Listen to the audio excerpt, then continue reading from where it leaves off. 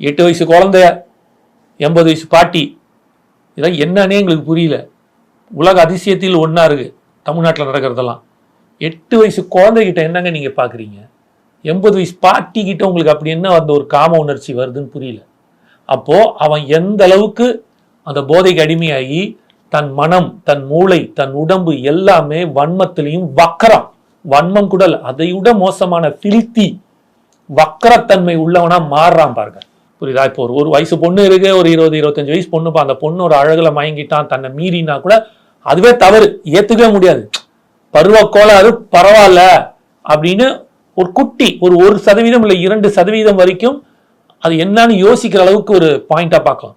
இதெல்லாம் என்னன்னே புரியல. 8 வயசு குழந்தைகிட்ட என்ன பாக்குறீங்க? 80 வயசு பாட்டிக்கிட்ட என்ன தெரியுது? கொலை பண்ற அளவுக்கு போறீங்க.